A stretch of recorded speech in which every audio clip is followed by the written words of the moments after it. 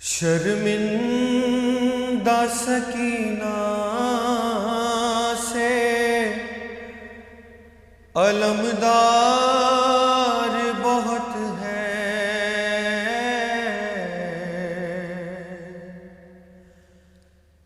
شرمندہ سکینہ سے علمدار بہت ہے،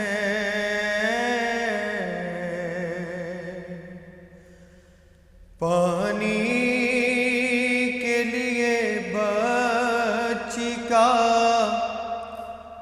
اصرار بہت ہے،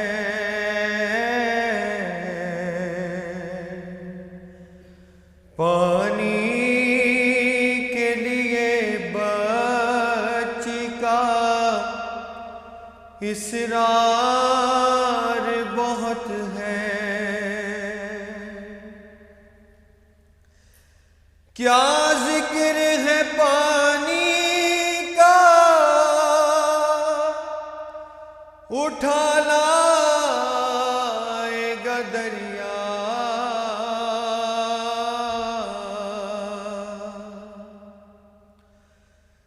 کیا ذکر ہے پانی کا اٹھا لائے گا دریا،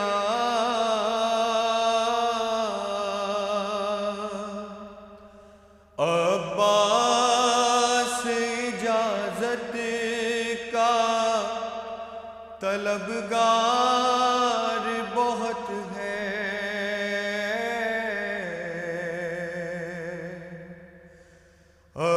عباس اجازت کا طلبگار بہت ہے،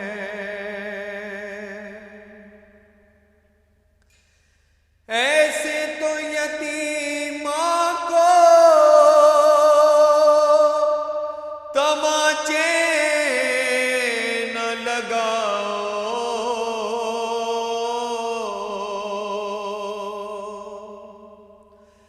ایسے تو یتیماں کو تماچے نہ لگاؤ،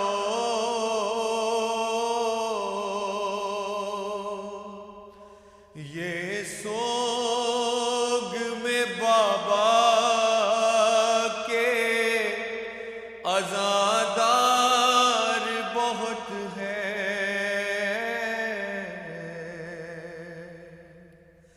یہ سوگ میں بابا کے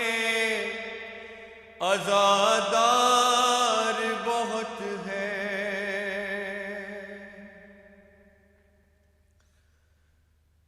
زینب نے کہا پشت پہ درے نہ لگاؤ،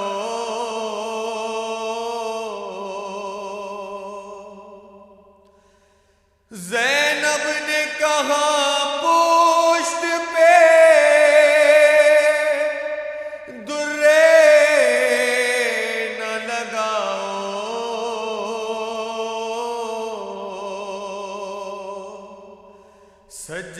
سجاد میرا صاحب آزار بہت ہے،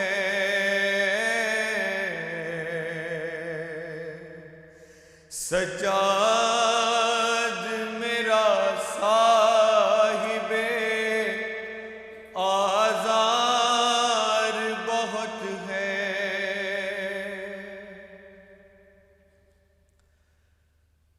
سوکھا ہے کمال اتنا گلا سیبت نبی کا،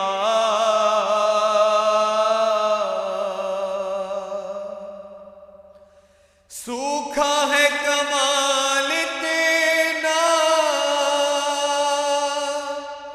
گلا سیبت نبی کا،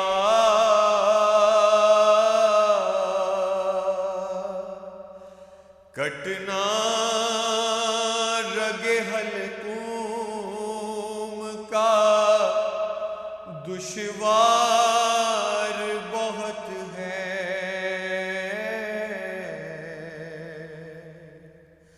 کٹنا رگ حلقوم کا دشوار بہت ہے،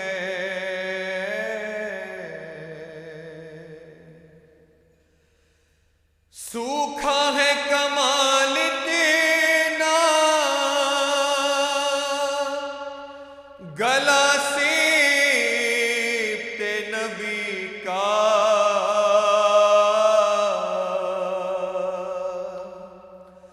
سوکھا ہے کمال دینا گلا سیبتے نبی کا،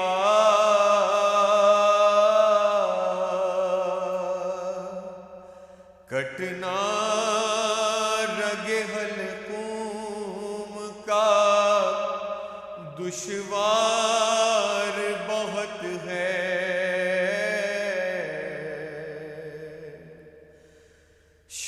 شرمندہ سکینہ سے علمدار بہت ہے،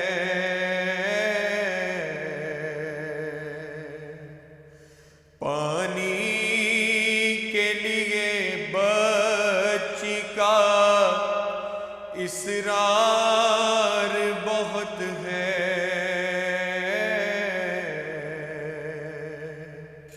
شرمندہ سکینہ سے علمدار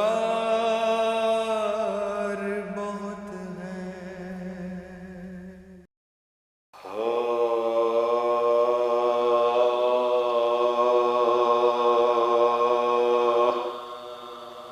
معرفته وأثبت فؤاد أنبيائه وأوليائه بقصص الأنبياء والمرسلين، وأكمل إيمان المسلمين والمؤمنين بولاية علي أمير المؤمنين عليه السلام،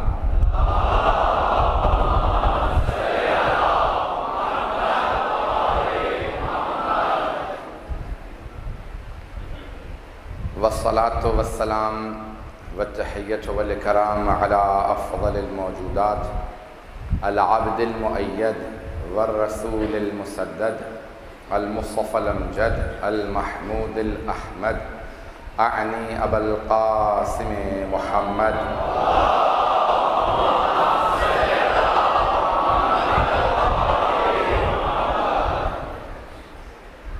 وعلى روحه ونفسه وصاهره ووصيه سید الاتقیاء والاصفیاء مولا الموالی امام المتقین علی بن ابی طالب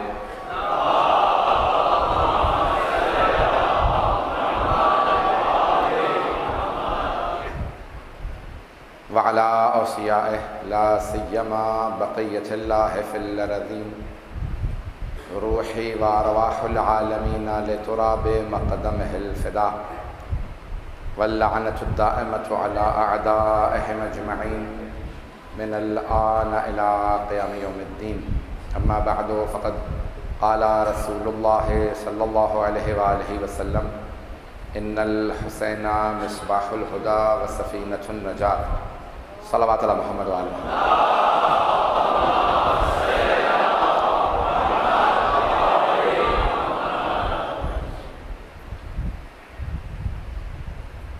عرش اعظم پہ ختم مرتبت نے فرمایا کہ جب شب معراج گئے، آپ تشریف لے گئے تو آپ نے دیکھا کہ عرش اعظم پہ لکھا ہے کہ حسین چراغ ہدایت ہے اور کشتی نجات ہے۔ اگر مسلمان چاہتے ہیں کہ ہدایت پالیں تو حسین سے وابستہ رہیں، اور اگر نجات چاہتے ہیں تو حسین ابن علی سے وابستہ رہیں۔ اسلام میں اگر ہدایت ملے گی تو جناب سید الشہداء کے وساطت سے ملے گی، ان کے وسیلے سے ملے گی، ان کے صدقے میں ملے گی، اور اگر آج نجات ہے مسلمانوں کے لیے تو حسین سے وابستگی میں ہے۔ آج پوری دنیا کے اندر ہر انسان جو جناب سید الشہداء کو پہچانتا چلا جا رہا ہے کہ کون حسین ہیں، وہ حسینی بنتا چلا جا رہا ہے۔ میں تقریباً آسٹریلیا سے لے کے امریکہ تک دنیا کے ہر خطے میں جا چکا ہوں۔ جس جگہ جاتا ہوں سب سے بڑا مجھ پہ حسین ابن علی کا کرم یہ ہے کہ مجلس حسین کے لیے جاتا ہوں۔ دنیا میں مجھے کوئی پھرنے کا شوق نہیں، ہر جگہ پہ ذکر سید الشہداء کرنے کا شوق ہے۔ جہاں جاؤں جناب سید الشہداء کا تذکرہ کروں۔ آئیے ذرا پیش کروں، کہیں چلے جائیے ہر انسان تشنا ہے، پیاسا ہے سید الشہداء کو پہچاننے کا، انہیں ماننے کا، ان پہ جان قربان کرنے کا۔ دنیا میں کہیں چلے جائیے، روایت کے الفاظ ہیں آخری زمانے میں صرف 2 خیمے نصب ہوں گے، صرف 2 کیمپ ہوں گے، صرف آخری زمانے کے اندر 2 مکتب ہوں گے، یا حسینی ہوں گے یا مخالف حسین ہوں گے۔ سید الشہداء کے بیٹے امام مہدی اپنا تعارف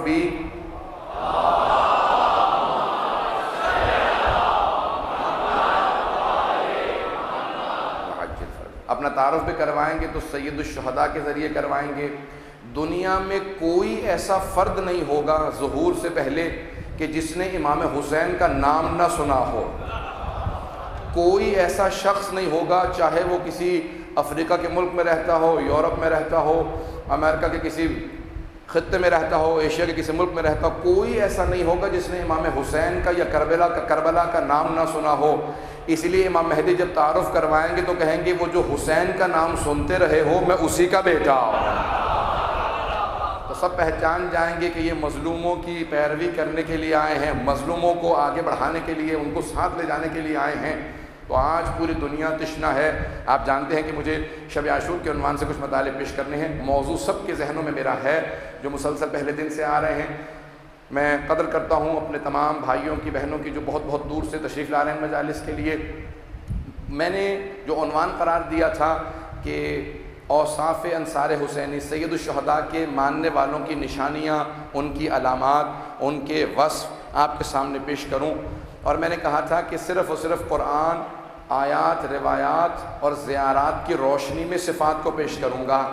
ایک زیارت کا جملہ آپ ہمیشہ پڑھتے ہیں، زیارت وارثہ میں ہر شب جمعہ، آج شب جمعہ بھی ہے، کہ یا لیتنی کنت معک فافوزا فوزن عظیما، اور امام جعفر صادق علیہ السلام ہی نے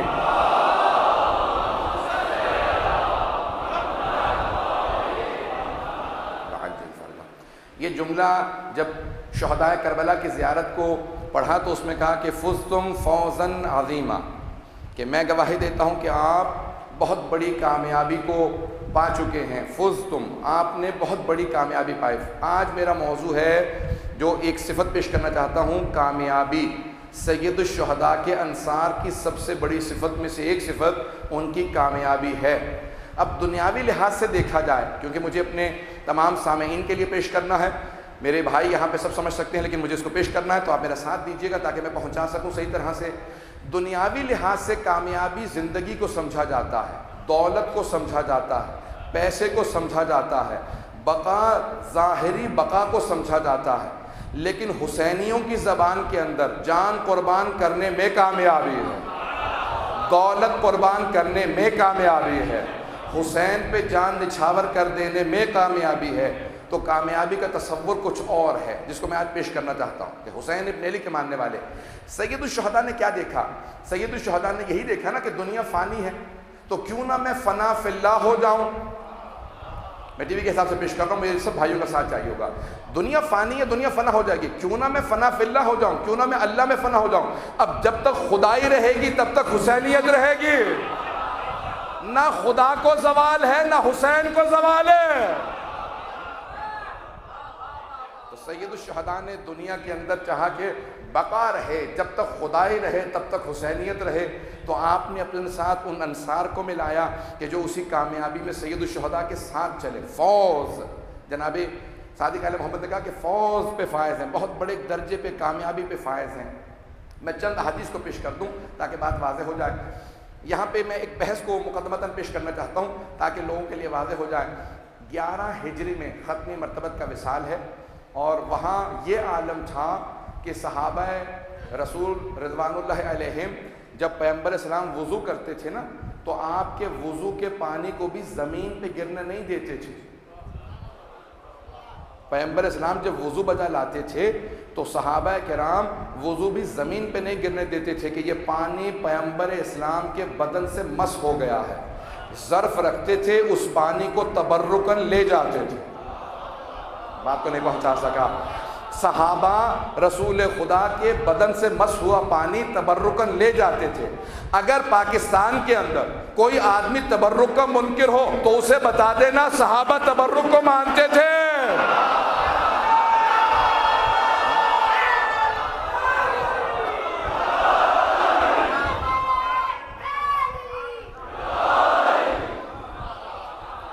تمام صحابہ پیغمبر کے بدن سے مس ہوا پانی گرنے نہیں دیتے تھے, اسے تبرکن لے جاتے تھے. اب 61 ہجری 50 سال کا فاصلہ ہے. بہت تیزی سے گزر رہا ہوں تاکہ بات کو پہنچا پاؤں. مجھے اسی 1 گھنٹے میں بات کو مکمل کرنا. 50 سال کی مدت ہے 11 ہجری میں اور 61 ہجری میں. 61 ہجری 50 سال کا فاصلہ. عاشورے پہ پیغمبر کا وصال 28 صفر کو ہے 11 ہجری میں, اور 61 ہجری میں عاشورے کو جناب سید الشہداء کی شہادت ہے. 50 سال میں ابھی بہت سے صحابہ موجود تھے, تابعین تھے جو پیغمبر اسلام کو یا خود دیکھے ہوئے تھے یا ان کو دیکھے ہوئے تھے جنہوں نے پیغمبر کو دیکھا تھا. وہ لوگ جو پیغمبر اسلام کے بدن سے مس ہوا پانی گرنے نہیں دیتے تھے, 50 سال میں کیسے ایسے حالات بن گئے کہ وہ خون رسول خدا بہانے پہ تیار ہو گئے. بات پہنچ رہی ہے؟ حسین کون ہے؟ خون ہے نا رسول خدا کا. تو کیسے 50 سال میں وہی افراد رسول خدا کا خون. تو عزیزان گرامی, جناب عبداللہ ابن عباس ہیں, رسول خدا کے چچا داد بھائی بھی ہیں, حافظ کل قرآن ہیں. 16 برس کے تھے جب پیغمبر کا وصال ہوا. انہوں نے 61 ہجری کو بھی دیکھا, وصال پیغمبر کو بھی دیکھا. 68 ہجری میں ان کا وصال ہوا, انتقال ہوا. طائف میں مکے کے قریب ایک شہر ہے طائف, وہاں پہ ان کا انتقال ہوا کیونکہ مروان ولید ان سے بیعت کا مطالبہ کرتے تھے. یہ کہتے تھے کہ نہیں, اگر میں حسین کے ساتھ کربلا نہیں گیا تو اب میں صحابی رسول ہوں, حافظ قرآن ہوں. اگر کربلا نہیں جا سکا تو اب میں کسی اور کی بیعت بھی نہیں کروں گا, کیونکہ اگر نہیں جا سکا تو اتنا جانتا ہوں حق کربلا میں ہے, حق کربلا میں ہے اور میں حسینی ہوں, میں اس پہ ہی باقی رہنا چاہتا ہوں. تو ان سے کسی نے سوال کیا, نابینا ہو چکے تھے. جملے کو میں پہنچانا چاہتا ہوں کہ کس سن میں حسین کا شہادت ہوئی ہے. لوگوں میں اختلاف ہے, 61 ہجری میں یا 62 ہجری میں. جناب امام سجاد 62 ہجری میں واپس آئے ہیں. تو کب وصال ہوا؟ تو انہوں نے کہا قتل الحسین بالسقیفہ, حسین سقیفہ والے دن شہید ہو گئے تھے. بات کو نہیں پہنچا پایا ہوں. حسین سقیفہ والے دن, انہوں نے کہا بوڑھے ہو گئے ہیں, حافظہ کام نہیں کر رہا. سقیفہ کا واقعہ 11 ہجری میں ہے, حسین کی شہادت 61 یا 62 ہجری میں ہے. تو انہوں نے کہا میں یہی پیغام کہنا چاہ رہا ہوں, جس دن سقیفہ کی بنیاد رکھی گئی تھی وہیں پہ فیصلہ ہو گیا تھا حسین مارا جائے گا. حسین ابن علی کی شہادت وہیں واقع ہو گئی تھی. عزیزان گرامی, تو جناب سید الشہداء کے ساتھ جو ظلم برپا کیا گیا ہے, جناب سید الشہداء کی طرف سے صحابہ رسول موجود ہیں. آج مجھے پیش کرنے ہیں کچھ مصائب ان صحابہ کے بھی. جناب حبیب بن مظاہر, مسلم بن سجا اور حضرت سعید. آج تھوڑی سی تفصیل دوں گا کہ 11 ہجری سے 50 سال کے بعد جناب سید الشہداء اپنے اصحاب کو جمع کرتے ہیں اور آپ کے ساتھ مدینے سے 72 افراد نہیں چلے, کربلا پہنچنے کے بعد 72 کا قافلہ بنا ہے. تو ابھی صحابہ موجود تھے مدینے میں, تابعین موجود. میری آواز سب کے لیے واضح ہے؟ سب میرے ساتھ چل رہے ہیں اس وقت؟ میرے بھائی میرے بزرگ سب میرے ساتھ ہیں انشاءاللہ؟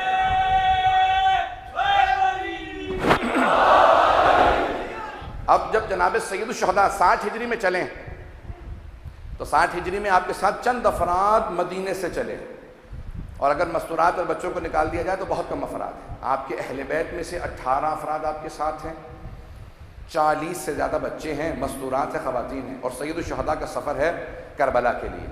آپ مکے پہنچتے ہیں. میں پورا فلسفہ پیش کرنا چاہتا ہوں کربلا کا, تھوڑی سی تفصیل ہوگی, موضوع خشک ہے لیکن مجھے پیش کرنا ہے اور آپ حضرات میرا ساتھ دیں گے. اب جناب سید الشہداء پہلے مکے پہنچے.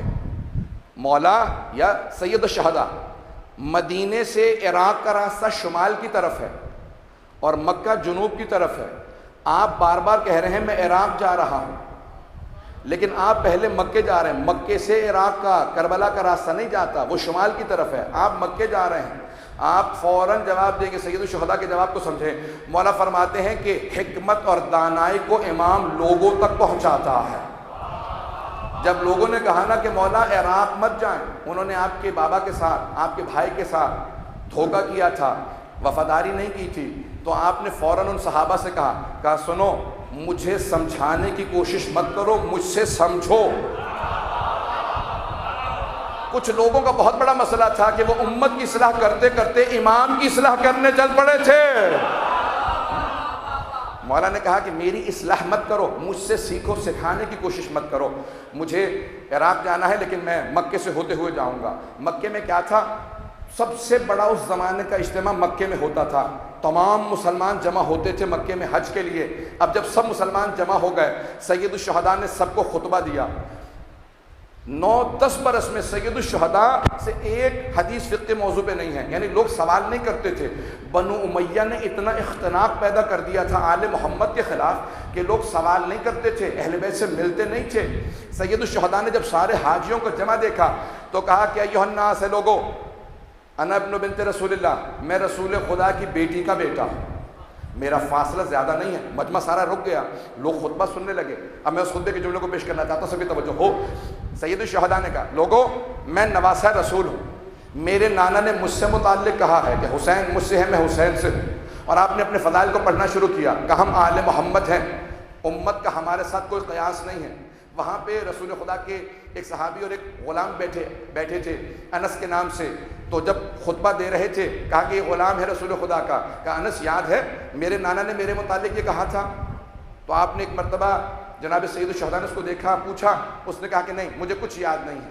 کہا پروردگارا، اگر یہ سچ کہہ رہا ہے تو اس کو معاف فرما، اور اگر جھوٹ کہہ رہا ہے، اسے سب کچھ یاد ہے اور چھپا رہا ہے، تو اس کے چہرے پہ آثار نمودار فرما۔ سب کے سب لوگ کہتے ہیں مدینے والے کہ جب انس واپس آیا تو لوگ پوچھنے لگے انس اب تجھے بچے دے کے بہت دور چلے جاتے ہیں، تیرے چہرے پہ بڑی عجیب سی وحشت سی آ گئی ہے۔ کہا حسین ابن علی کو جھٹلایا تھا، اللہ نے دنیا میں آثار دکھا دیے ہیں۔ کہا میں نے حسین کو معاذ اللہ احرام کی حالت میں جھٹلا دیا تھا، مجھے کچھ یاد نہیں، پیغمبر نے کیا فضائل آپ کے متعلق پیش کیے؟ کہا سب کچھ یاد تھا، میں نے جھٹلا دیا تھا، اللہ نے اس کے آثار نمودار کیے ہیں۔ جناب سید الشہداء نے تعارف کیا، سن رہے ہیں سب لوگ غور سے؟ سننا چاہیں گے آگے؟ اب جناب سید الشہداء نے خطبہ دیا، تعارف کروایا، کہا ایھا الناس، لوگوں، مجھے حج سے بڑی محبت ہے، میں یہاں پہ احرام باندھ کے آیا ہوں، لیکن میں حج کو چھوڑ کے جا رہا ہوں، اس لیے کیونکہ میں نہیں چاہتا کہ میری وجہ سے یزید خانہ کعبہ پہ حملہ کرے، مکے کی حرمت کو پامال کر دے۔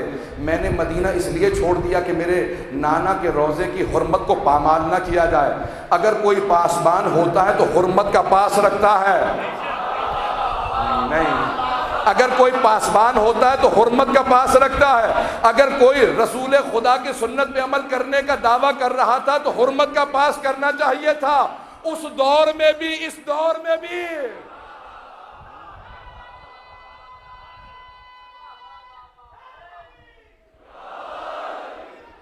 ہر دور میں حرمت کا پاس رکھے۔ مسجدوں اور امام بارگاہوں پہ حملہ کرنا یہ حرمت کا پاس نہیں ہے۔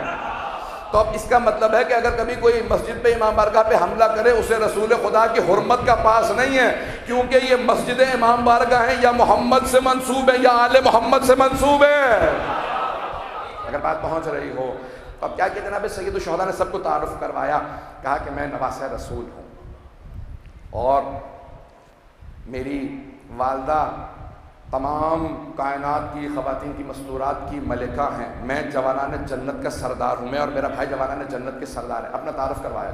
اب لوگ مبہوت ہونے لگے، کہا اتنی رونق، اتنا عظمت کا چہرہ، اتنا پرنور چہرہ، اتنی ہیبت و جلال ہم نے زندگی میں دیکھی نہیں، اگر ہو نہ ہو یہی نواسہ رسول ہے۔ جو حاجی آئے تھے جنہوں نے دیکھا نہیں تھا، دعائیں عرفہ سنی، عاشق ہو گئے۔ سید الشہداء نے خطبہ دیا، کہا میں اپنے احرام کے بغیر جا رہا ہوں، میں حج پہ نہیں رکنا چاہتا، کہیں یزید خانہ کعبہ کی حرمت کو پامال نہ کر دے، میں احرام جا رہا ہوں، کربلا جا رہا ہوں، کیونکہ یزید میرے خون کا پیاسا ہے۔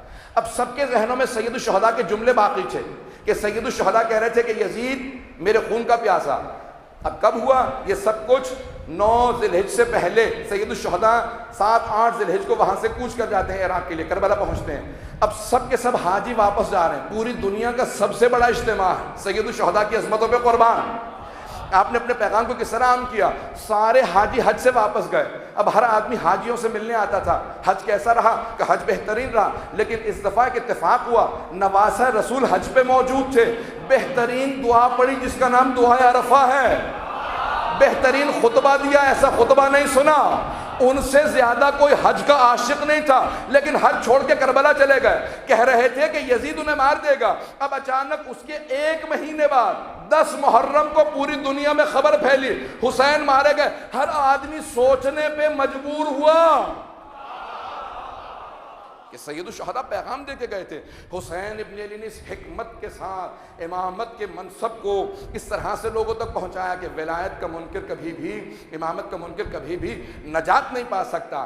سید الشہداء پہنچے، عراق پہنچے۔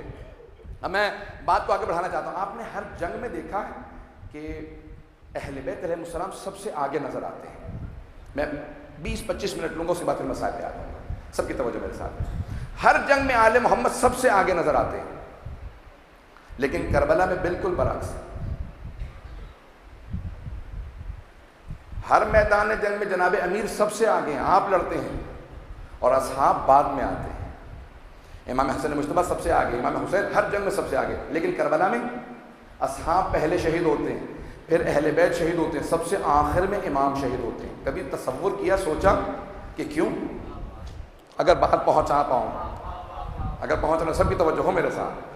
ہر جنگ میں آل محمد سب سے پہلے شہادت کے لیے آگے جاتے ہیں، لیکن میدان کربلا میں سب سے آخر میں شہادت کے لیے جاتے ہیں۔ کیوں؟ کیونکہ ہر جنگ میں جینا آسان تھا، مرنا بڑا مشکل تھا۔ کچھ لوگ پہنچ گئے، میں جب تک سب کو نہ پہنچا لوں تب تک آگے نہیں بڑھوں گا۔ ہر جنگ میں جینا آسان تھا، مرنا بڑا مشکل تھا۔ کیونکہ مرنا مشکل تھا، آل محمد سب سے آگے نظر آتے تھے۔ مرنا مشکل ہے، مشکل کام ہم کریں گے۔ کربلا میں سب نے جانا تھا، شہید ہونا تھا۔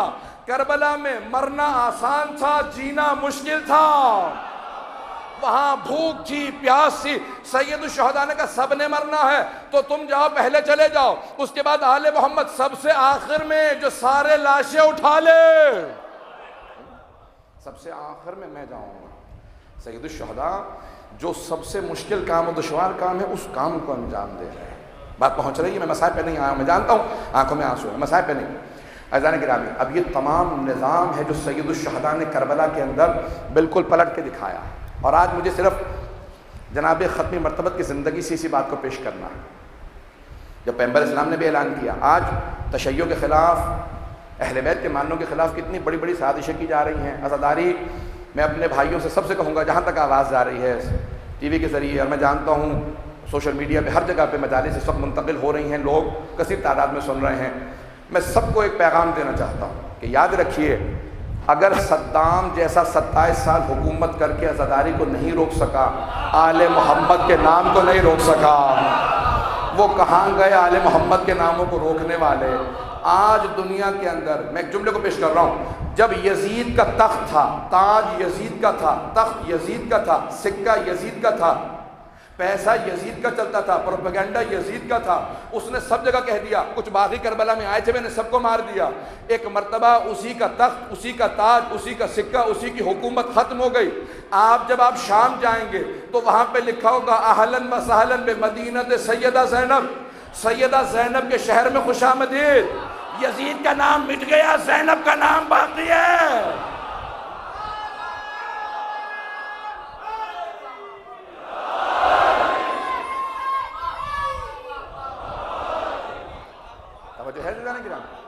آج یزید کا نام مٹ گیا ہے، جناب زینب کبریٰ کا نام باقی ہے۔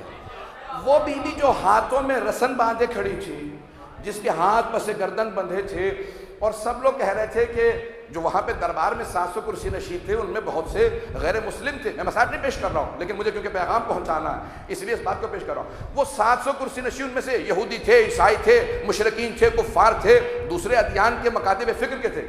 وہ سب کہہ رہے تھے کتنے مظلوم لوگ ہیں، ان کا کیا حال ہو گیا ہے، بھائیوں کے لاشیں ان کے نیزوں پہ بلند ہے، سر نیزوں پہ بلند ہے، اور یہ بی بی قید ہے۔ توجہ سے سنیے کہ جملے کو سب کی میرے ساتھ توجہ ہو، مصاحب کا جملہ نہیں ہے، میں سارے مجمع سے یہاں پہ انشاءاللہ دعا لے کے جاؤں گا۔ جس بی بی کے ہاتھ بندھے ہوں اس نے کھڑے ہو کے ایک جملہ کہا جو سب پریشان ہو کے سن رہے تھے کہ بی بی کیا کہہ رہی ہیں، رسول کی نواسی ہیں۔ بی بی کہہ رہی تھی او یزید کد کیدک یا یزید کد کیدک وسعا سعیک وناسب جہدک واللہ لا تمحو ذکرنا ولا تمیت وحینا۔ او یزید تو نے جتنی کوشش کرنی تھی کر لی، اگر تیرے میں اور ہمت ہے تو اور کوشش کر لے۔ خدا کی قسم، ابھی بھی واللہ کہہ کے بات کہہ رہی ہیں، خدا کی قسم کھا کے بات کہہ رہی ہیں۔ وہ 700 افراد سمجھ نہیں سکتے تھے، آپ آج سن رہے ہیں اس لیے آپ کو تعجب نہیں ہو رہا۔ ذرا میرے ساتھ واپس چلیں 61 ہجری میں، بی بی کے جملوں کو سنیں، بی بی معجزہ کہہ رہی ہیں۔ اس وقت جا کے 700 کرسی نشین، یزید کا دربار، اس کا تخت، سب چیزیں اس کی، لیکن جناب زینب ہاتھوں میں رسیوں کے ساتھ کہہ رہی ہیں خدا کی قسم یزید تو مٹ جائے گا، ہم آل محمد کا ذکر مٹنے والا نہیں ہے۔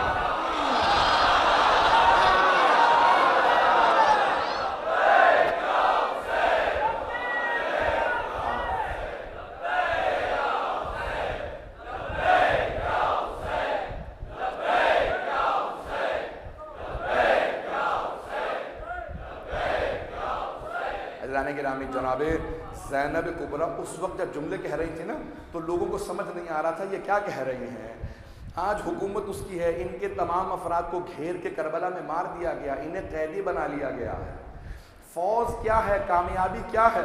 وہ جو سارے فرات پہ پہرے بٹھا کے پانی پی رہے تھے آج وہ سارے مر گئے، اور وہ جو سارے پیاسے دوسری طرف بیٹھے تھے آج سب کے نام زندہ ہیں۔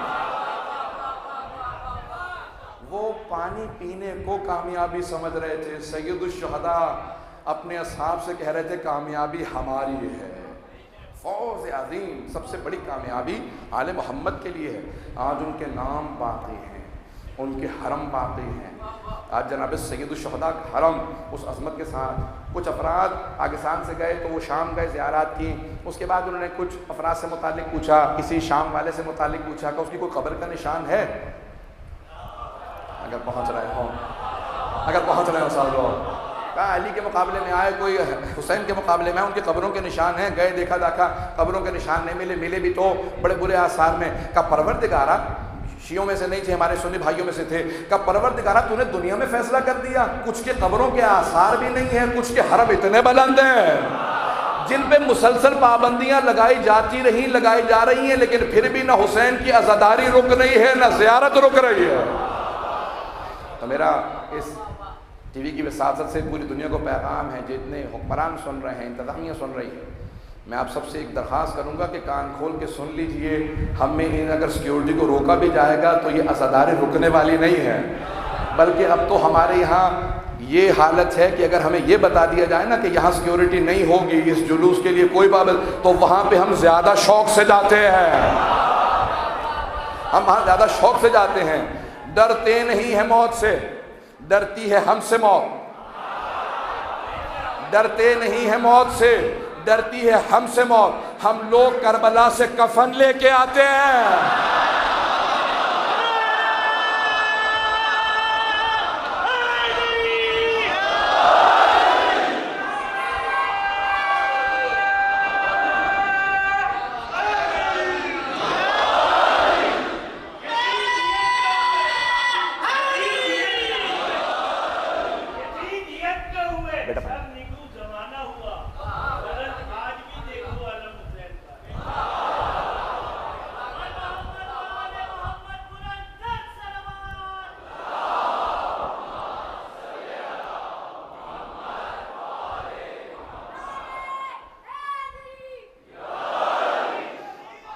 عزیزان گرامی، اب سے 50-100 سال پہلے بھی کوئی سوچ نہیں سکتا تھا عزاداری کہاں کہاں تک چلی جائے گی۔ اسی برصغیر پاک و ہند میں عزاداری تھی، یا ایران، عراق میں، لبنان میں، شام میں، حجاز میں، یمن میں، بحرین، چند خطوں میں عزاداری تھی۔ آدھی سے زیادہ دنیا میں عزاداری کا لوگوں کو پتہ ہی نہیں تھا۔ پچھلے 50 سال میں کچھ علماء کہتے تھے کیسے ہوا کہ عراق کے ہوتے ہوئے، کربلا کے ہوتے ہوئے شیعوں پہ صدام کو مسلط کر دیا، لیکن جب صدام مر گیا تو سب نے کہا نہیں، یہ بہت بڑا حسین ابن علی کا ہم پہ احسان تھا، نہ صدام آتا نہ ہم پوری دنیا میں پھیلتے۔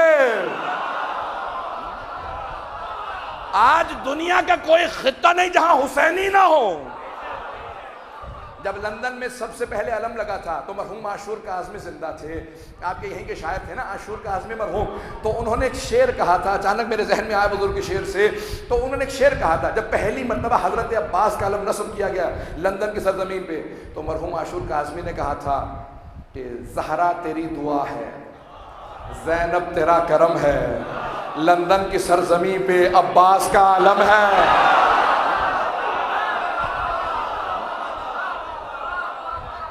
کہاں تک روکیں گے، کہاں تک نظام کو روکنے کی کوشش کریں گے؟ حسین ابن علی کا میں سادہ سی مثال نوجوانوں کے لیے دے رہا ہوں، ایک سپرنگ ہوتا ہے نا، اس کو جتنا زور سے دباؤ اتنا زیادہ اچھلتا ہے۔ قدرت کو ضد ہے کہ حق جھکنے نہ پائے، سچائی مٹنے نہ پائے، حسینیت ختم نہ ہونے پائے، جتنا دبانے کی کوشش کرو گے اتنا بڑھے گا حسین کا ذکر، یہ سبیلیں اتنی بڑھتی چلی جائیں گی، یہ نام اتنا ہی ترقی کرتا چلا جائے گا۔ حسین ابن علی کا نام ہے، یہ حسین کا نام ہے۔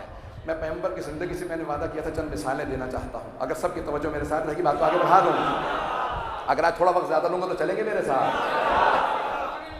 عزیزان گرامی، ختمی مرتبت نے بھی جب تبلیغ شروع کی نا تو 3 طرح کے پروپیگنڈے آپ کے خلاف کیے گئے۔ آج کا دور ذہن میں رکھیے گا، مجھ سے ہر بات کہلوائیے گا نہیں، الحر تک فعل اشارہ، عقل مند کو اشارہ کافی ہوتا ہے، جب بات پہنچ جائے تو آپ کی داد سے مجھے پتہ چل جائے گا۔ تو اب جتنا پروپیگنڈا کر لیجئے، مستورات کو دور رکھنے کے لیے شام غریبہ سے متعلق بچوں کو کہ کس طرح سے ذبح کر کے خون ڈال دیا جاتا ہے، اور مردوں کو دور رکھنے کے لیے ہر طرح کے پروپیگنڈے عزاداری کے خلاف کیے گئے۔ پیغمبر اسلام سے بھی حق سے دور رکھنے کے لیے 3 ہی طرح کے پروپیگنڈے ہوئے تھے۔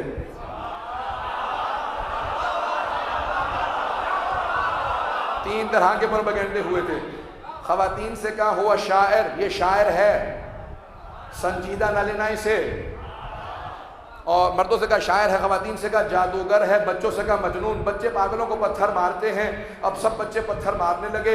اب یہ 3 پروپیگنڈے کیے گئے۔ جب جناب ختمی مرتبہ گھر آئے تو جناب ابو طالب نے دیکھا کہ پیغمبر اسلام کے پورے بدن پہ نشان ہے پتھروں کے، کئی جگہوں سے خون بہ رہا ہے، تو کہا کہ بھتیجے کیا بات ہے؟ کہا چچا جان کوئی بات نہیں۔ کہا نہیں بتائیے، میری روح تڑپتی ہے جب میں آپ کو اس طرح میں دیکھتا ہوں، میں نے اپنے بابا عبد المطلب سے وعدہ کیا تھا کہ میں آنچ نہیں آنے دوں گا، اپنے بچوں پہ مقدم رکھوں گا محمد کو۔ جب میرے بابا نے وصیت کی تھی کہ ابو طالب میں آپ کو سونپ کے جا رہا ہوں، محمد کی حفاظت کیجئے گا۔ کہا مجھے بتائیے کیا بات ہے؟ کہا چچا جان کوئی بات نہیں، قریش کے سرداروں نے بچوں کو سڑکوں پہ بھیج دیا ہے اور وہ مجھے پتھر مارتے ہیں۔ کہا میرے ساتھ چلیے۔ پیغمبر بچے نہیں تھے اس وقت، بات پہنچا نہیں پا رہا ہوں، 45 برس کے تھے، بچے نہیں تھے۔ جناب ابو طالب نے ہاتھ تھاما کا میرے ساتھ چلیے۔ پیغمبر نے یہ نہیں کہا کہ میں اب بچہ نہیں رہا، جس کے ساتھ رسالت چلنے پہ آمادہ ہو اسے ابو طالب کہتے ہیں۔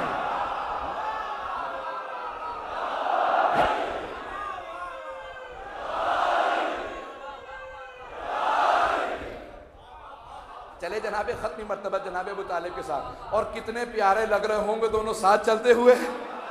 رسالت امامت کے باپ کے ساتھ چل رہی تھی۔ اب ایک مرتبہ جناب ابو طالب نے بازو تھاما، کہا کہ میرے ساتھ چلیے بھتیجے میرے ساتھ۔ ایک مرتبہ تمام قریش کے سرداروں کو جمع کیا، عتبہ، شیبہ، ابو سفیان، ابو لہب، ابو جہل، سب جمع ہو گئے۔ کہا کہ تمہارے بچوں نے میرے بھتیجے کو پتھر مارے ہیں، بچوں سے کہو باز آ جائے۔ تو ابو سفیان نے کہا ابو طالب بچوں کا معاملہ ہے، بچوں میں رہنے دو۔ تو جناب ابو طالب نے پلٹ کے کہا ایک مرتبہ پھر سوچ لو۔ کہا ہاں بچوں کا معاملہ کا، پھر ایک بچہ میرے گھر میں بھی ہے۔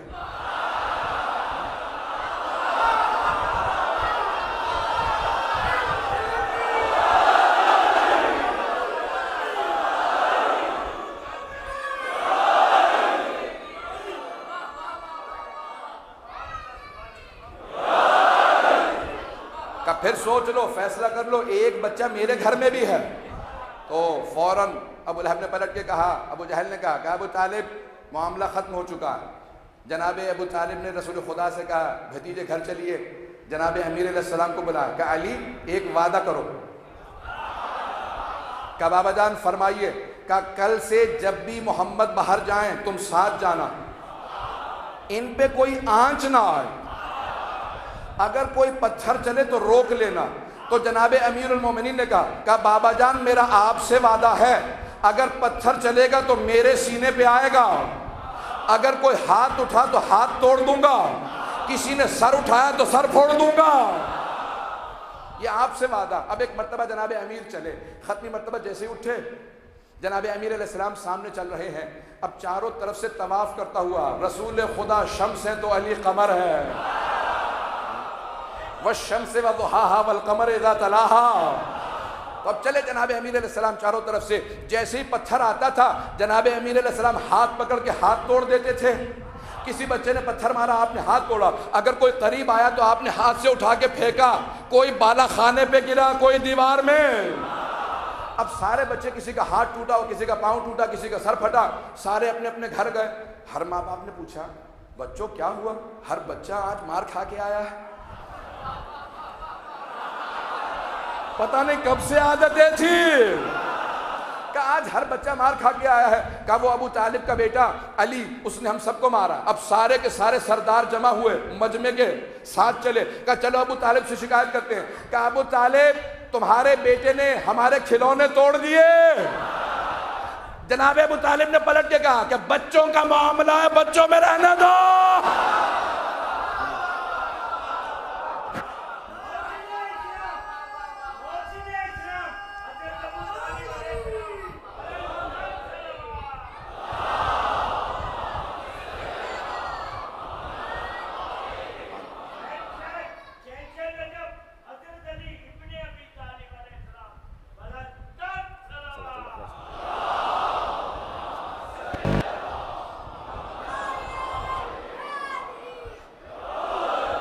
توجہ ہے سب لوگوں کی میرے ساتھ؟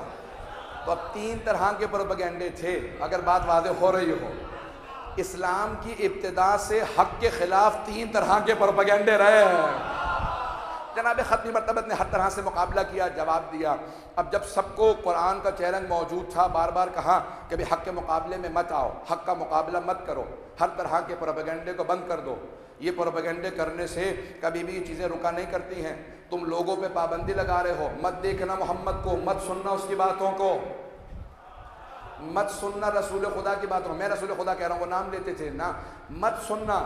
جب کچھ افراد دروازے پہ کھڑے ہوتے تھے کہ روئی رکھ لو، جناب ابو ذر آئے نا تو کہا یہ روئی لے لو، کا کیوں؟ کہ کانوں میں ٹھوس لینا، وہ سامنے محمد بیٹھا ہے، اگر باتوں کو سنو گے اسی کے ہو جاؤ گے، وہ جادوگر ہے، باتوں کا مت سننا۔ انہوں نے کانوں میں روئی دی، طواف کرنے لگے۔ ابھی دوسرا یا تیسرا ہی طواف کا چکر تھا، کانوں سے روئی نکالی۔ کہ میں اتنا بھی دیوانہ نہیں ہوں کہ جادو کا اتنی جلدی اثر ہو جائے۔ فوراً آئے، کہ کیا کہتے ہیں آپ؟ کہ میں کہتا ہوں یہ بت نہیں ہے، بس صرف ایک خدا کو مانو، کہ میری رسالت کو مانو، اور خانہ کعبہ اللہ کا گھر ہے، بتوں کو یہاں سے نکال دیا جائے۔ کہ اگر مان لوں تو کیا کرنا ہے؟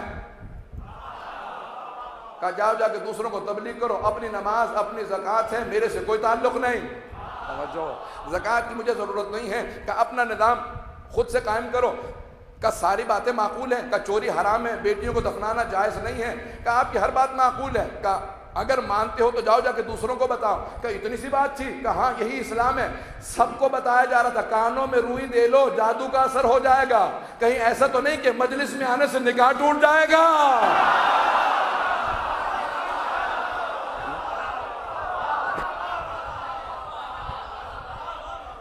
وقت بہت تیزی سے گزر رہا ہے، بڑے پروپیگنڈے ہو رہے تھے پیغمبر اسلام کے خلاف۔ کہا کہ نہیں، آپ جو ہے اپنی تبلیغ کو بند کر دیں۔ پیغمبر اسلام نے کہا اگر تم سمجھتے ہو میں غلط ہوں تو اس قرآن جیسی ایک کتاب لے آؤ۔ اگر ایک کتاب نہیں لا سکتے تو قرآن کے سوروں جیسے 10 سورے بنا لاؤ، 10 سورے نہیں بنا سکتے تو ایک سورہ بنا لاؤ۔ صرف اشارہ کر کے آگے بڑھ رہا ہوں۔ کہا کہ ایک سورہ بنا لاؤ۔ تو آپ کے خیال میں کیا وہ عرب اتنے بڑے بڑے ادیب تھے، انہوں نے کوشش نہیں کی ہوگی؟ کیا انہوں نے علم کا جواب علم سے دینے کی کوشش نہیں کی ہوگی؟ بہت کوشش کی، بہت کوشش کی۔ جب علم کا جواب علم سے نہیں دے سکے تو ان سب نے کہا کہ مل جاؤ، جمع ہوتے ہیں، قتل کر دو محمد کو، مار دو۔ تو ایک بات واضح ہو گئی، جب حق کا جواب کسی کے پاس نہ ہو، علم کا جواب کسی کے پاس نہ ہو، تو پھر خود کش حملے ہوتے ہیں، مسجدوں پہ حملے ہوتے ہیں۔ جب علم کا جواب علم سے نہ آتا ہو تبھی حملے کیے جاتے ہیں، علم کا جواب ہے تو علم سے دو، حملوں سے نہیں۔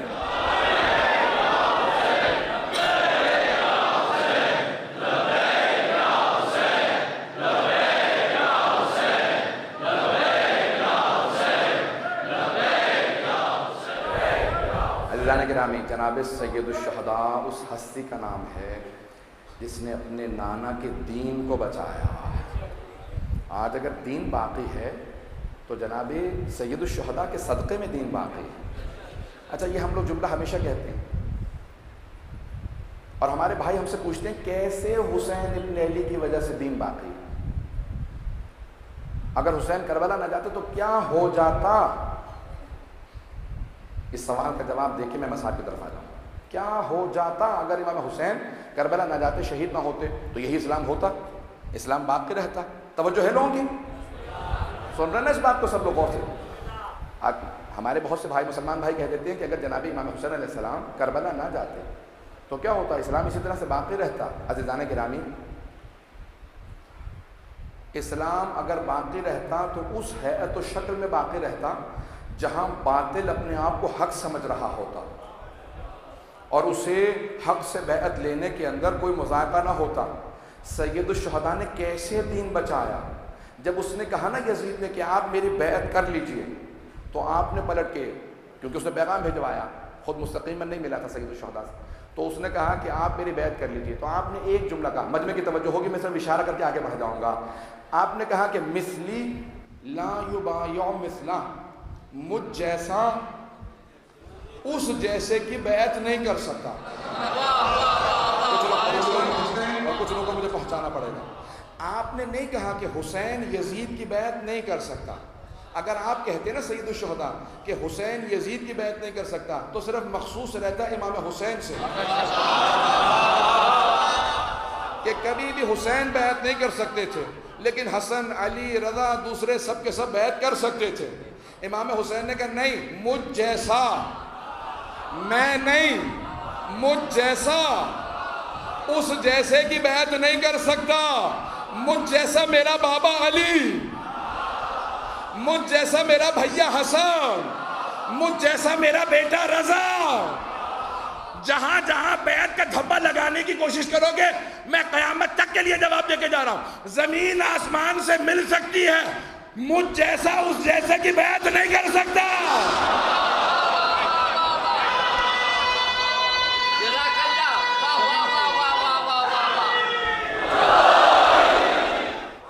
بہت گہرا جملہ ہے سید الشہداء، زمین آسمان سے مل سکتی ہے لیکن مجھ جیسا اس جیسے کی بیعت نہیں کر سکتا۔ کہ یہ ہاتھ میرا ہاتھ نہیں ہے، یہ ہاتھ میرا ہاتھ نہیں ہے، یہ ہاتھ میرے بابا علی کا ہاتھ ہے، یہ ہاتھ میرے نانا رسول خدا کا ہاتھ ہے، یہ باطل کے ہاتھوں میں نہیں جا سکتا، میں کبھی بھی اس کی بیعت نہیں کر سکتا۔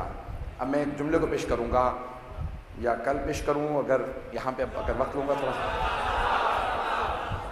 بڑی مشہور معروف ربائی ہے، ٹیلی ویژن کی خاطر پیش کر رہا ہوں۔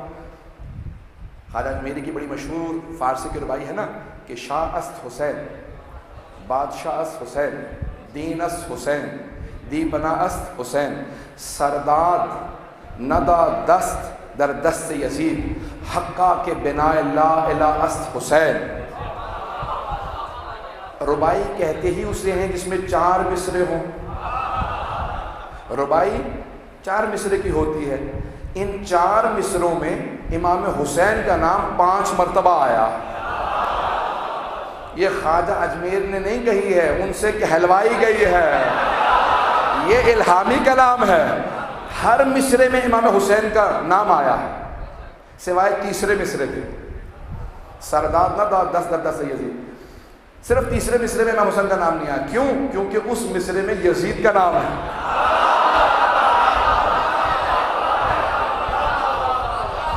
یہ الہامی ربائی ہے، خواجہ نے کہی نہیں ہے۔ وہ جو اتنا تمسک کرتے تھے نا آل محمد سے کہ مجھ سے کچھ کہلوا دو جو کسی نے نہ کہا ہو، تو حسین نے کہلوایا ہے۔ تیسرے مصرے میں یزید کا نام ہے، وہاں حسین کا نام آ ہی نہیں سکتا جہاں یزید کا نام ہو۔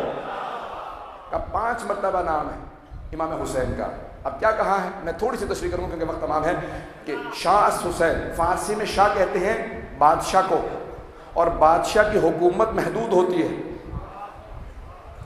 شاہ حسین نے کہا نہیں یہ کافی نہیں ہے، بادشاہ حسین. فارسی میں بادشاہ اس بادشاہ کو کہتے ہیں جس کی حکومت لامحدود ہو.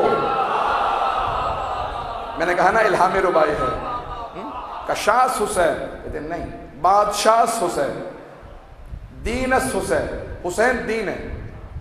پھر کہا نہیں، دین بھی جب پناہ مانگتا ہے تو حسین کے پاس جاتا ہے. جب دین کو پناہ چاہیے ہوتی ہے تو حسین کے پاس. دی پناہ حسین، سردار اپنا سر دے دیا.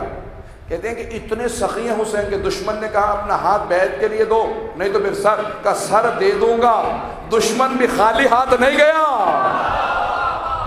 کریم حسین کہا میں اپنا سر کٹوا دوں گا لیکن ہاتھ بیعت کے لیے نہیں دوں گا، اپنا سر قلم کروا دوں گا. کیونکہ جناب ختمی مرتبت نے ٹی وی کی خاطر پیش کر رہا ہوں اس جملے کو، شیعہ سنی تمام علماء مسلسل ٹیلی ویژن پہ ایک جملہ سناتے رہتے ہیں نا کہ حسین بڑے نازوں کے پالے ہوئے تھے رسول خدا کے، کہ پیغمبر اسلام جب سجدے میں گئے تھے تو حسین پشت پہ سوار ہو گئے تھے. ابھی بھی ٹی وی پہ سنا رہے تھے مسلسل میں جناب کا پشت پہ سوار ہوئے تو پیغمبر اسلام 3 مرتبہ سبحان ربی الاعلی و بحمد کہا کرتے تھے. آپ نے 70 مرتبہ دہرایا یا 72 مرتبہ دہرایا. مورخین نے لکھا نا کہ پیغمبر دہراتے رہے یہاں تک کہ سید الشہداء پشت سے اتر نہیں گئے. تو میں نے بہت سوچا یہ 70 یا 72 مرتبہ پیغمبر نے کیوں کہا؟ شاید اس لیے کہ حسین نے 72 انصار کو قربان کرنا تھا. لیکن ایک وعدہ کر لیا جناب سید الشہداء نے، نانا آپ نے 70 مرتبہ سبحان ربی الاعلی و بحمدہ کہنے کے بعد سر اٹھا لیا. نانا میرا آپ سے وعدہ ہے، آپ کا دین بچانے کی خاطر مورخ لکھے گا حسین سجدے میں خود گیا تھا لیکن سر خود نہیں اٹھایا تھا، سر کسی قاتل نے نیزے پہ بلند کیا تھا. تو مجھے آج جناب حبیب کی شہادت کو پیش کرنا ہے. جناب حبیب حضرت حبیب بن مظاہر صحابی رسول ہیں، امیر المؤمنین کے اصحاب میں بھی ہیں، امام حسن مجتبیٰ کے اصحاب میں بھی ہیں، اور امام حسین کے اصحاب میں بھی ہیں، اور ان کے جانثاران میں ان کے انصار و شہداء میں سے بھی ہیں. 72 شہداء کربلا جملوں کو پیش کرنا چاہتا ہوں. 2 محرم کو سید الشہداء کربلا پہنچ گئے. جب 2 محرم کو آپ کی سواری آ کے رکی نا کربلا میں، آپ کا ذوالجناح آگے نہیں بڑھ رہا تھا. مورخین نے نام مرتجز بتایا ہے. اگر میری طرف دیکھیں گے تو ایک جملے کو پیش کروں گا. 3 برس کے ہیں سید الشہداء. اہل سنت کی مورخین نے لکھا کہ جناب رسالت مآب سے ضد کر رہے تھے کیونکہ چھوٹے تھے کہ مجھے آپ کے اس گھوڑے پہ سوار ہونا ہے، جو کسی کو سواری نہیں دیتا تھا. کسی کو سوار، صرف جناب رسول خدا یا جناب علی مرتضیٰ سوار ہو سکتے تھے، کسی کو سوار نہیں ہونے دیتا تھا، کسی صحابی کو سوار. تو مورخین اہل سنت کے کہتے ہیں کہ نواسے نے 3 برس کے سن میں نانا سے ضد کی کہ مجھے اس گھوڑے پہ سوار ہونا ہے. پیغمبر نے بہت سمجھایا کہ نہیں مجھے سوار ہونا ہے تو مجھے کہہ لینے دینا. جو 3 برس کے سن میں رسالت سے ضد کر کے بات کو منوائے اسے حسین کہتے ہیں. جناب ختمی مرتبت نے آغوش میں لیا، اتنا چوما، اتنا پیار کیا اور گلے کو چوما. بار بار 4 مقامات کے بوسے دیتے تھے نا رسول خدا. جب بھی امام حسین کو آغوش میں لیتے 4 مقامات کو چومتے تھے. پہلے پیشانی کو چومتے تھے، پھر لبوں کو، پھر گلے کو، پھر سینے کو. جب پوچھا نا صحابہ نے یہ آپ پیشانی کو کیوں چومتے ہیں؟ کہا یہاں پتھر نے لگنا ہے. کہا لبوں کو، کہا یہاں پہ چھڑی نے چلنا ہے. کہا گلے کو، کہا یہاں خنجر نے چلنا ہے. کہا یہ سب سمجھ میں آ گیا. کہا سینے کو کیوں چومتے ہیں؟ کہا یہاں گھوڑوں کی ٹاپوں نے آنا ہے. تو پیغمبر اسلام نے بہت چوما، بہت پیار کیا. تو مورخین کہتے ہیں اس کے بعد اپنے اس مرتجز پہ سوار کرا دیا پیغمبر نے، اور پھر پیچھے ہٹے. رسول خدا کچھ قدم پیچھے ہٹے اور اپنے نواسے کو بہت غور سے دیکھنے لگے. دیکھتے رہے. صحابہ کہتے ہیں کہ پیغمبر اتنا مسکرائے کہ آپ کے دندان مبارک نظر آنے لگے. اتنا مسکرا رہے تھے. کہا میرا نواسہ بہت خوبصورت لگ رہا ہے، میرا بیٹا بہت اچھا لگ رہا ہے. پھر اچانک زار و قطار رونے لگے. اتنا روئے کہ آپ کے آنسوؤں سے ریش مبارک تر ہو گئی. صحابہ نے کہا ما یبکی کا یا رسول اللہ، یا رسول خدا ابھی آپ مسکرا رہے تھے، اب اتنا رو رہے ہیں کہ آپ کی پوری ریش مبارک آنسوؤں سے تر ہو گئی ہے۔ کہ کل یہی نواسا ہوگا، یہی میری سواری ہوگی، مدینہ نے کربلا ہوگا، یہ پکار رہا ہوگا کوئی میری مدد کو آئے، لیکن کوئی مدد کو نہیں جائے گا۔ تو اب جناب سید الشہداء جب 2 محرم کو پہنچے، تھوڑا سا اگر میں تفصیل سے پڑھوں گا میرا ساتھ دیجیے گا، اگر مسائل میں ایک درخواست کر لوں گا، میں مسائل تفصیل سے پڑھنے کا عادی ہوں، آپ لوگ آرام سے روئیے گا، بڑے سانس لے کے آرام سے، مجھے جلدی نہیں ہے مسائل پیش کرنے میں۔ علماء کہتے ہیں فضائل بے شک مختصر کر دو، مسائل مختصر نہ کرنا، آل محمد کی مظلومیت مسائل سے پتہ چلتی ہے۔ اہل بیت کتنے مظلوم تھے اب سنیں گے۔ تو جناب سید الشہداء 2 محرم کو کربلا پہنچے، جب پہنچے تو آپ کی سواری رک گئی، جب رک گئے تو جناب سید الشہداء نے پوچھا اس مقام کا نام کیا ہے؟ تو کسی نے کہا کہ ابن رسول اللہ اس جگہ کا نام غازریہ ہے۔ کا اور بھی کوئی نام ہے؟ کا اسے نینوا بھی کہتے ہیں۔ 7 یا 9 نام بتائے گئے۔ ایک مرتبہ کسی نے کہا اسی جگہ کا نام کرب و بلا بھی ہے، کرب اور بلا بھی اسی سرزمین کا نام ہے۔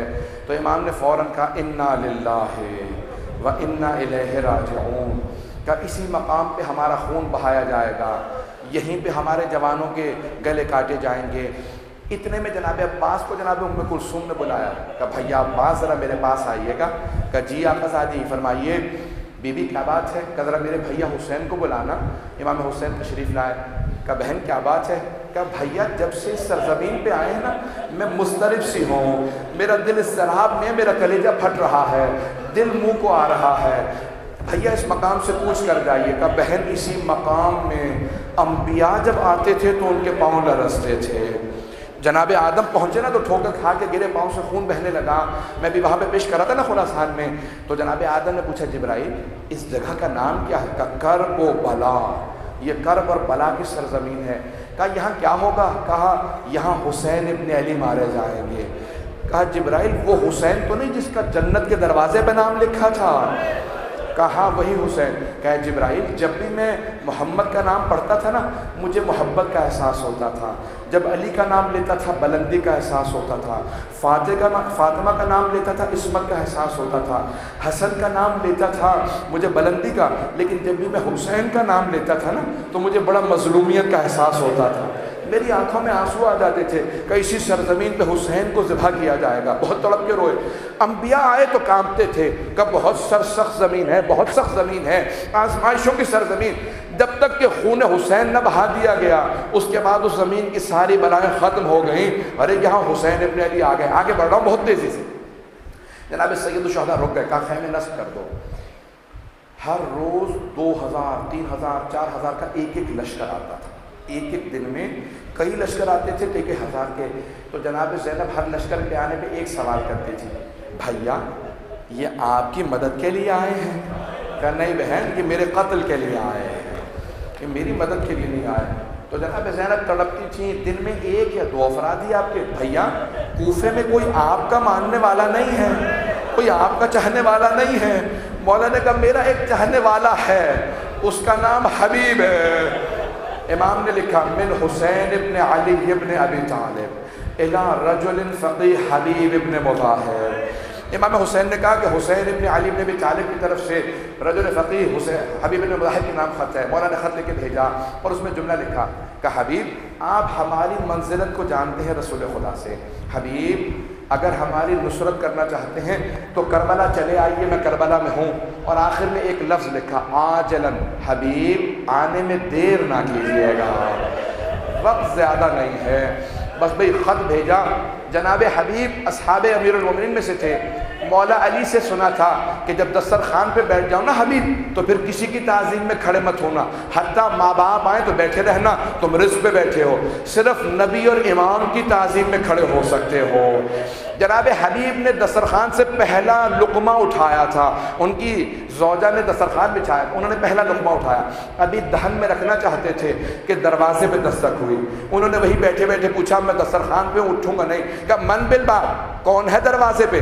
تو آنے والے نے کہا انا برید الحسین، میں حسین کا پیغام لایا ہوں، جناب حبیب نے لقمے کو چوما، فوراً دسترخوان پہ رکھا، کہا پروردگارہ یہ تیرا رزق ہے لیکن وہ تیرے امام کا پیغام لایا ہے، وہ تیرے ولی کا پیغام لایا۔ فوراً ننگے پاؤں ننگے سر دوڑتے ہوئے دروازے پہ آئے۔ اگر دیکھ سکے تو بہتر دیکھیے گا، اور جو سر کو جھکا کے بیٹھے ہیں وہ آنکھیں بند کر کے تصور کریں کہ کچھ دیر کے لیے جناب حبیب کی بارگاہ میں پہنچ جائیں۔ کیا دیکھا؟ جناب حبیب ننگے پاؤں ننگے سر دوڑتے ہوئے دروازے پہ آئے اور فوراً پیغام لانے والے سے کہا کیا لکھا ہے میرے مولا نے؟ کہا یہ خط دیا ہے کہ آپ کو دے دوں۔ آپ نے خط لیا، کھولا نہیں، چوما، آنکھوں سے لگایا، کہا زہرا کے بیٹے نے خط لکھا ہے۔ کہتے زہرا کے بیٹے نے میرے نام خط لکھا ہے۔ خط کو چوما، پڑھا، اور جیسے اندر آئے حجرے میں آئے، زوجہ نے پوچھا کیا لکھا ہے زہرا زادے نے؟ کہا مولا نے مجھے کربلا بلایا ہے۔ تو جناب حبیب کی زوجہ نے کہا پھر آپ کیا سوچ رہے ہیں؟ کہا سوچ رہا ہوں میں کربلا جاؤں یا نہ جاؤں۔ اب جناب حبیب کی زوجہ سے برداشت نہ ہوا، کہا حبیب اگر آپ نہیں جانا چاہتے تو اپنی تلوار مجھے دے دیجئے، میں جا کے اپنی قربان کر دوں گی جان کو حسین ابن علی پہ۔ تو جناب حبیب نے کہا اے کنیز خدا، کیسے ممکن ہے مجھے حسین بلائیں اور میں نہ جاؤں؟ میں اس جگہ پہ قربان ہو جاؤں جہاں حسین کھڑے ہوتے ہیں۔ اس مٹی کو اٹھا کے چومتے تھے جناب حبیب جہاں جناب سید الشہداء کھڑے ہوتے تھے۔ کہا کیسے ممکن ہے؟ میں صرف چاہتا تھا کہ آپ بھی ثواب میں شریک ہو جائیں۔ جناب حبیب نے اپنی زوجہ سے کہا میں چاہتا تھا کہ تم بھی ثواب میں شریک ہو جاؤ تاکہ تمہیں بھی کربلا میں جانے کا ثواب مل جائے، تم بھی نیت کرو میں کربلا جاؤں گی۔ بس بھئی کہا تیار ہوئے، غلام سے کہا یہ میری تلوار ہے، میرے گھوڑے کو لو، کوفے سے باہر چلے جاؤ۔ دور بڑا پورا شوق دور ہے، کہا کہ جاؤ، عبید اللہ بن زیاد نے پابندی لگا رکھی ہے، کوفے سے باہر میرا انتظار کرنا، میں کچھ دیر بعد تم سے وہاں پہ ملوں گا، میرے گھوڑے کو وہاں پہ رکھنا۔ جناب حبیب گھر سے چلے اور ایک مرتبہ جناب مسلم نے اوسجا کو دیکھا، کہا مسلم کہاں پہ ہیں آپ؟ کہا کیا بات ہے اتنے پریشان کیوں ہیں؟ کہا پتہ ہے کہ حسین کربلا آ گئے ہیں۔ کہا آپ کو کیسے معلوم؟ کہ مجھے حسین ابن علی علیہ السلام نے خط لکھا ہے۔ کہا پھر کب جا رہے ہیں؟ کہا ابھی فوراً اسی وقت جا رہا ہوں۔ کہا مجھے تنہا نہ چھوڑ کے جائیے گا، 90 برس کے ہیں جناب مسلم ابن اوسجا۔ کہا تنہا نہ چھوڑ کے جائیے گا، میں بھی حسین کی نصرت کے لیے جانا چاہتا ہوں۔ اپنے بیٹے سے کہا بیٹا چلو، بہت بوڑھی خاتون ہے ان کی زوجہ، کہا ان سے بھی کہا چلو ہم حسین کی نصرت کے لیے چلیں۔ جناب حبیب مقتل کے الفاظ ہیں، اب سب کی توجہ میرے ساتھ ہو، چلے جناب حبیب۔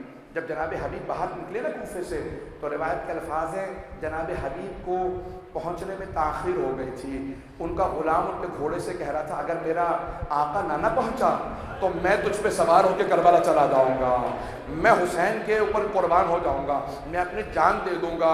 جناب حبیب نے فوراً کربلا کا رخ کیا، کہا حسین آپ کتنے غریب ہو گئے، اب غلام زادے آپ پہ غیرت کھانے لگے، مولا اتنے تنہا ہو گئے۔ فوراً گھوڑے پہ سوار ہوئے، تلوار کو لیا اپنے غلام سے، کہا کہ جا میں نے تجھے آزاد کر دیا۔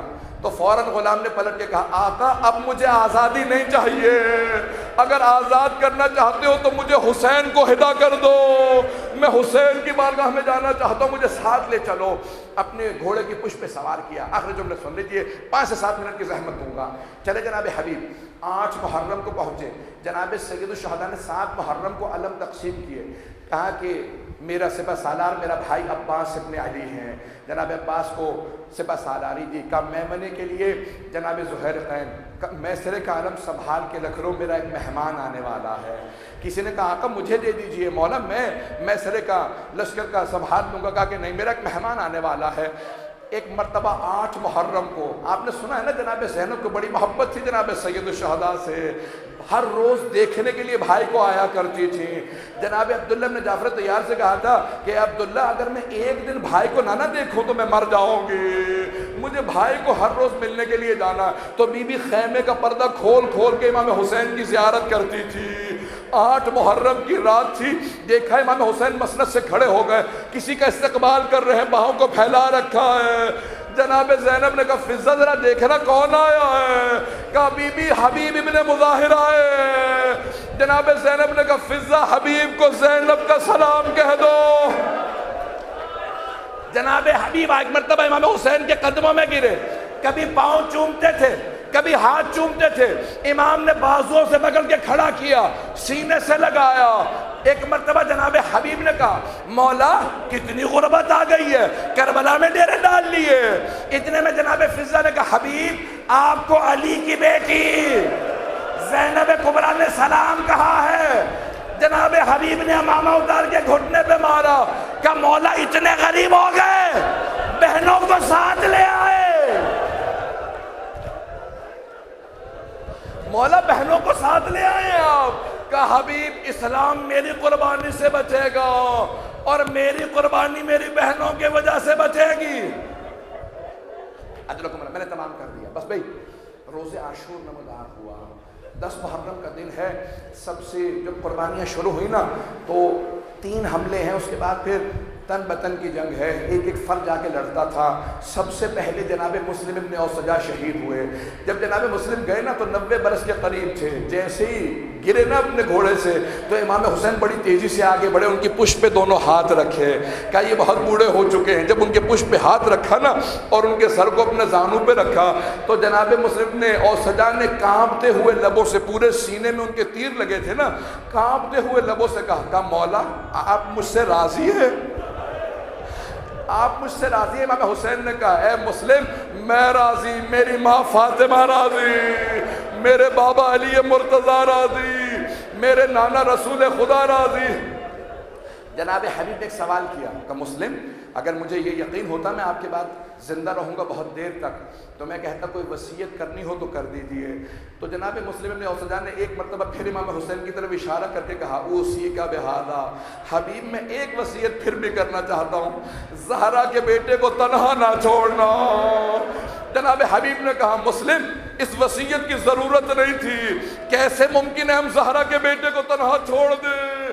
لیکن عصر عاشور میں ایک وقت آیا، امام حسین خیمے سے باہر آئے، نظر یمین و شمالا، پہلے دائیں طرف دیکھا پھر بائیں طرف دیکھا، پھر بڑی حسرت سے کہا او عباس، او علی اکبر، او قاسم، او نو محمد، او حبیب، او مسلم، آ کے دیکھو میں تنہا رہ گیا، مجھے کوئی ذوالجناح پہ سوار کرانے والا نہیں ہے۔ الا لعنت اللہ علی القوم الظالمین وسيعلم الذين ظلموا أي منقلب ينقلبون۔ مختصر سے دعا کرواؤں،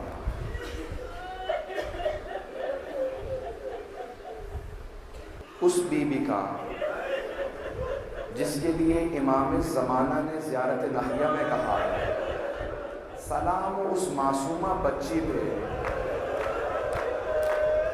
جس کے رخساروں کا رنگ تماچوں کی وجہ سے بدل گیا۔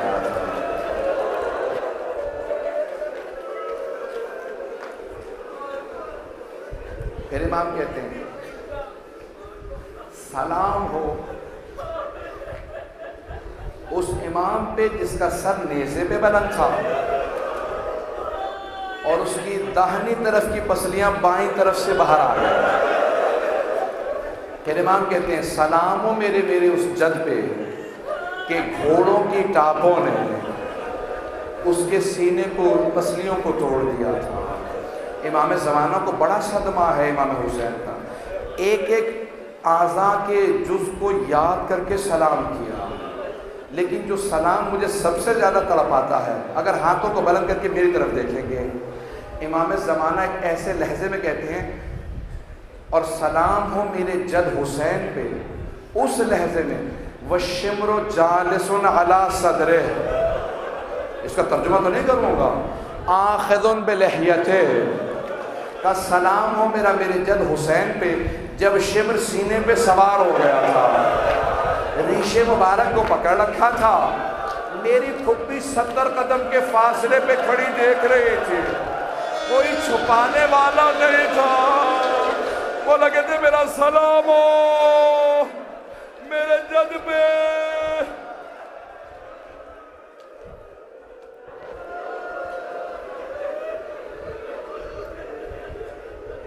میں شام غریبہ میں پوری شہادت پڑھوں گا، جو کمزور دل والے نا وہ نہ آئیں بے شک، ہاتھوں کو بلند کر کے پروردگارا اس لہجے کا واسطہ جب بیویاں، میں صرف اس وجہ سے پیش کر رہا ہوں کہ جا رہا ہے، مجھے کہا تھا کہ ایک مرتبہ کیونکہ شب عاشور و شام غریبہ کو مجلس نشر ہوگی، اس لیے ان جملوں کو پیش کر رہا ہوں. ہاتھوں کو بلند کر کے بیٹھ کر دیکھیے گا.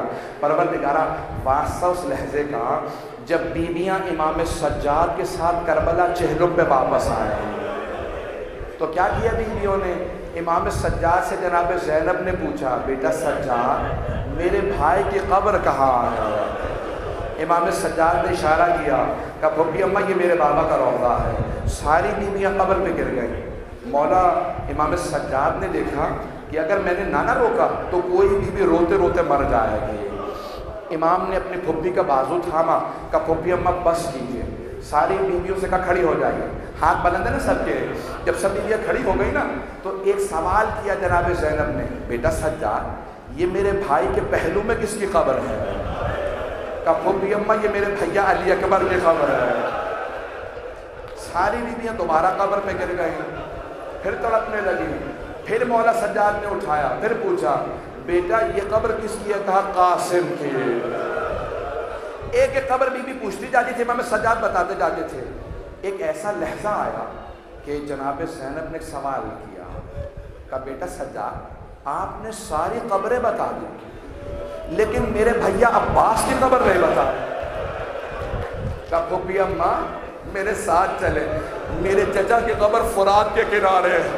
اب میری طرف دیکھیے گا، باب الحوائج کا واسطہ دے رہا ہوں، کسی کی دعا رد نہیں ہوگی. ہاتھوں کو بلند کر کے بیٹا دیکھیے گا، اے باب الحوائج اس دعا کا کسی کی دعا رد نہ ہو. جب چلی نا ساری بیویاں فرات کے کنارے، جناب زینب نے راستہ روک لیا، سب بیویوں کے سامنے کھڑی ہو گئی. کہا بیویوں سب کچھ بتا دینا میرے بھیا عباس کو، بتا دینا ہم شرابی کے دربار میں گئے تھے، بتا دینا ہماری چادریں چھین لی گئی تھی، بتا دینا ہمیں تازیانے مارے گئے تھے. لیکن بیویوں مت بتانا عباس کو، سکینہ شام میں رہ گئے.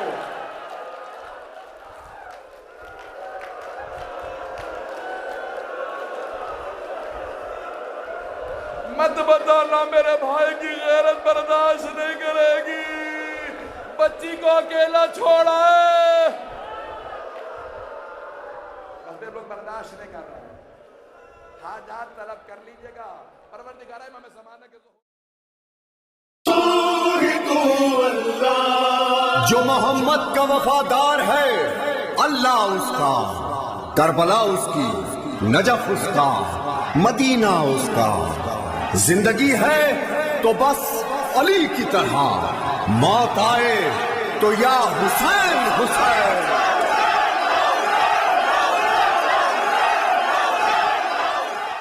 اے باد صبا جا کے یہ اموں کو بتانا، پیاسی ہے سکینہ. اے باد صبا جا کے یہ اموں کو بتانا، پیاسی ہے سکینہ. یاد آئے سکینہ تو چچا لوٹ کے آنا، پیاسی ہے سکینہ، پیاسی ہے سکینہ. اس چھوٹے سے سن میں یہ ستم میں نے اٹھائے، اللہ کسی کو نہ یتیم ایسا بنائے. خود اپنے لہو میں کوئی بچی نہ نہائے، میں تم کو بلاتی رہی تم بھی تو نہ آئے. میں بن گئی باداس لائنوں کا نشانہ،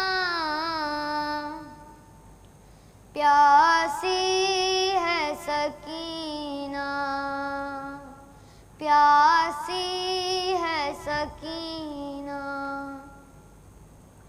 گھر لوٹ کے جاتے ہیں ہر ایک شام پرندے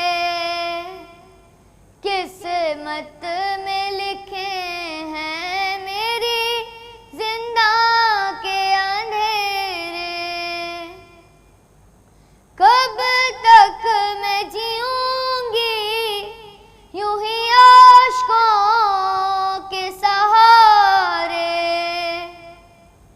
لگتا ہے کہ مر جاؤں گی اب دور وطن سے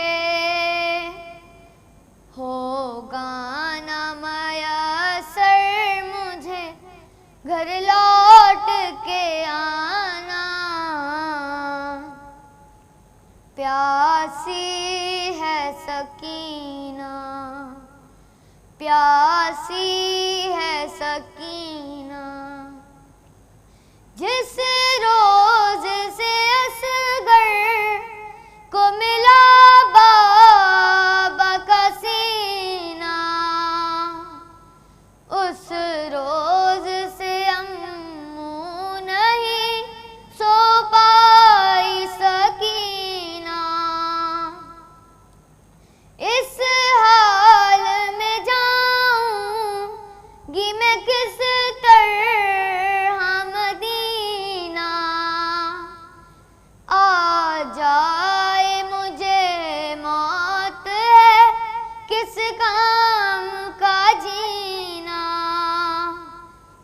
جاگی ہوں بہت آ کے چچا مجھ کو سلانا پیاسی ہے سکینہ پیاسی ہے سکینہ پانی کی طلب مجھ کو کھلاتی رہی ٹھوکر کہتا تھا نہیں دوں گا میں فوجوں کو پلا کر جب شمر لائی کر چکا سہراب یہ لشکر دکھلا کے مجھے پھینک دیا پانی زمین پر تب سمجھی میں کیا ہوتا ہے امید دلانا پیاسی ہے سکینہ پیاسی ہے سکینہ ایک جام ہوا شام میں غریباں میں میسر وہ کوزہ میں رکھ آئی تھی اصغر کی لحد پر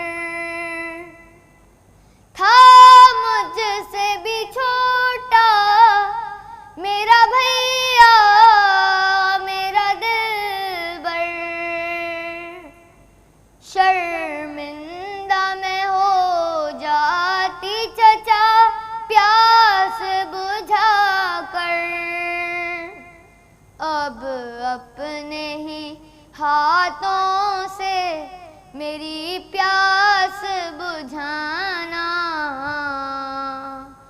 پیاسی ہے سکینہ پیاسی ہے سکینہ ایک رسی میں ہم سب کے گلے باندھ کے ادا کرتے ہوئے تشہیر چلے جانب کوفہ اور اس پہ مصیبت یہ تھی قد چھوٹا تھا میرا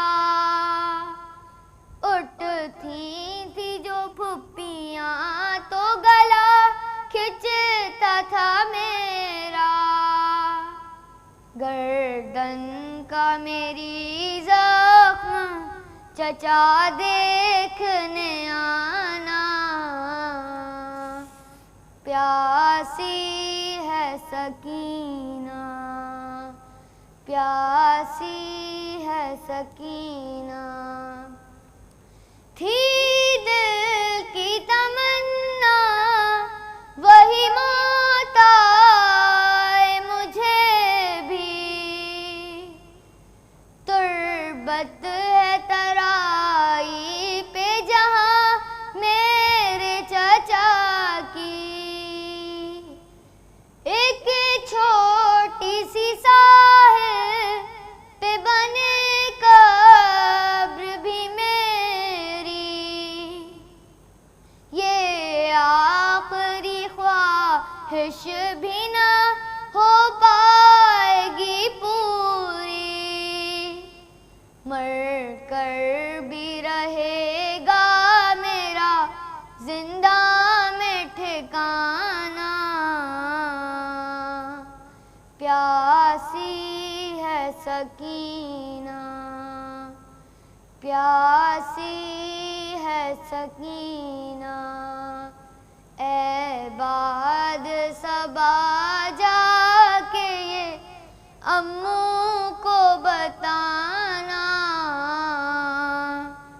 پیاسی ہے سکینہ، پیاسی ہے سکینہ۔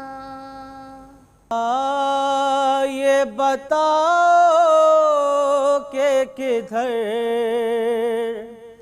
جائے سکینہ،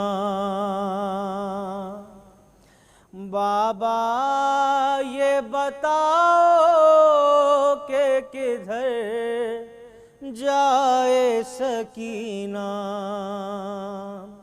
مرنے کی اجازت ہو تو مر جائے سکینہ،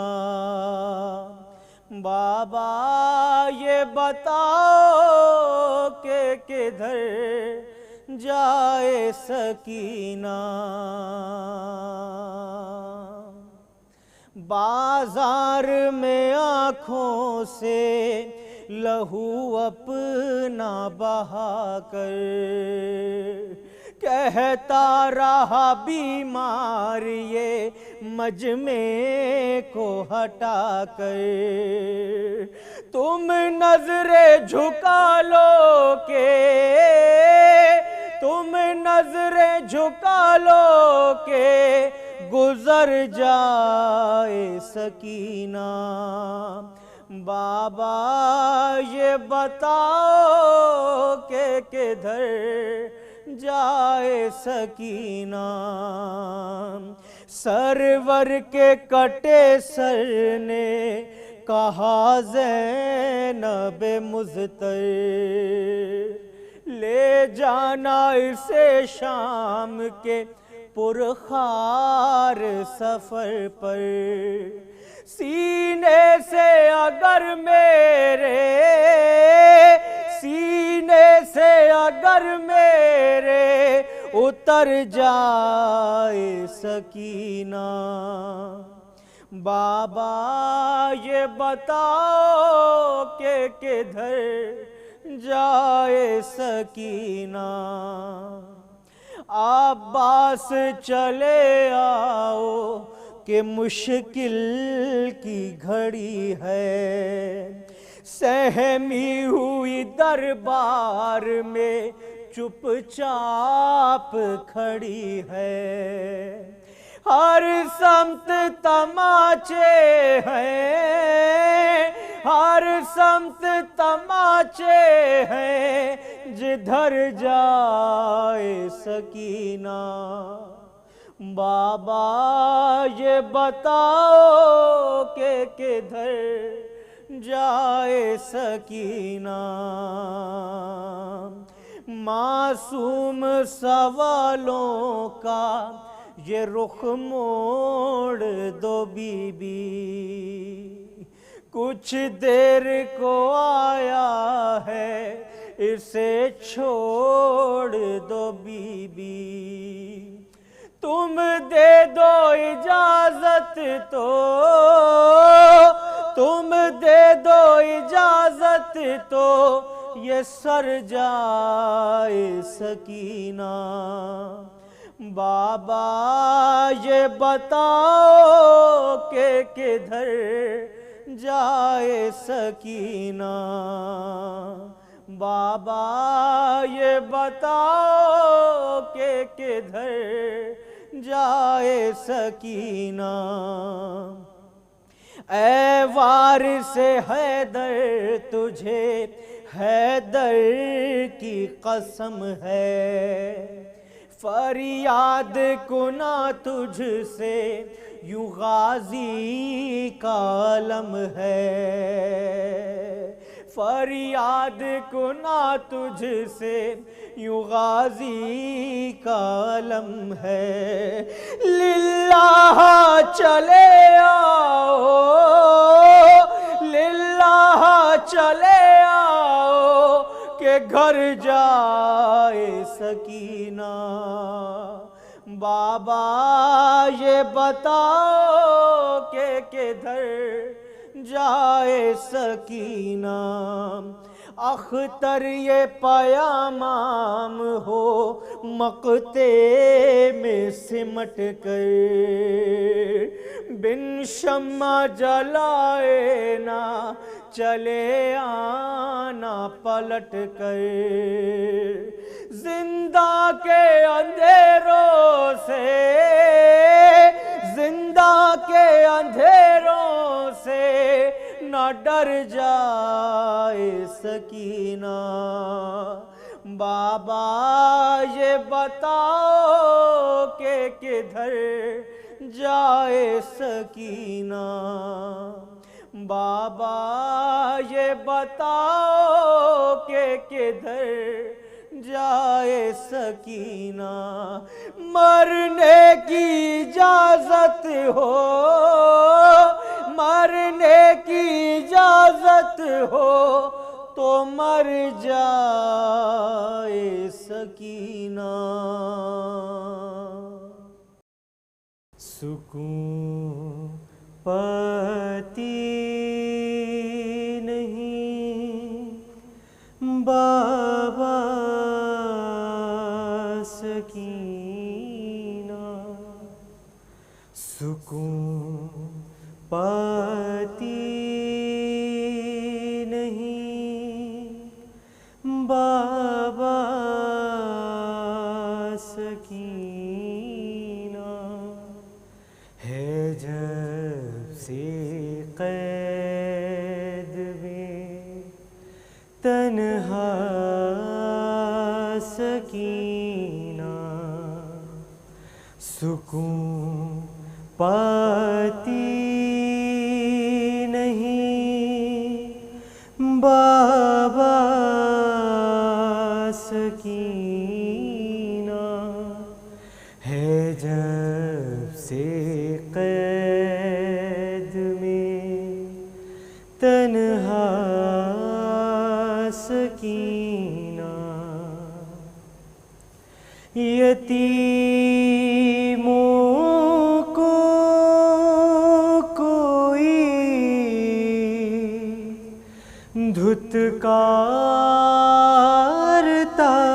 ہے، تماچے شمر آ کر مارتا ہے،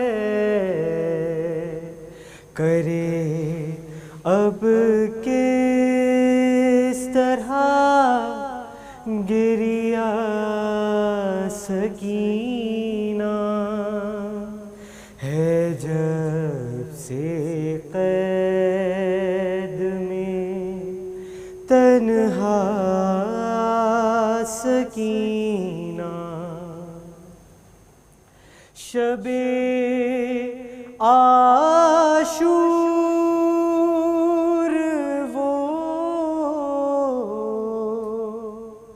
کہنا تمہارا میسر اب نہ ہوگا، میرا سینہ کہ ماں کے پاس اب سونا سکینہ ہے، جب سے قید میں تنہا سکینہ چلی تھی اس طرح میں کربلا سے، مجھے ناکے سے باندھا ظالموں نے،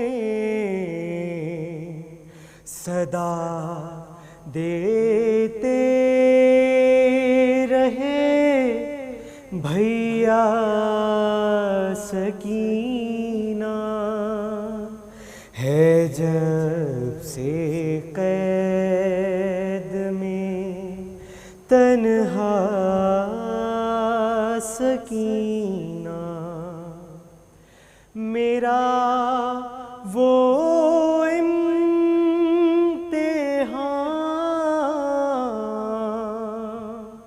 کچھ کم نہیں تھا، جو نیزے پر علی اصغر کو دیکھا، مگر مجبور تھی دکھیا سکینہ ہے، جب سے قید میں تنہا سکینہ، وہ ہاشم باپ کے سر سے جو لپٹی رضا پھر ہو گئی، خاموش بچی کہا ماں نے اٹھو بیٹا سکینہ ہے، جب سے قید میں تنہا سکینہ، سکون پاتی نہیں بابا سکینہ ہے، جب سے قید میں تنہا سکینہ۔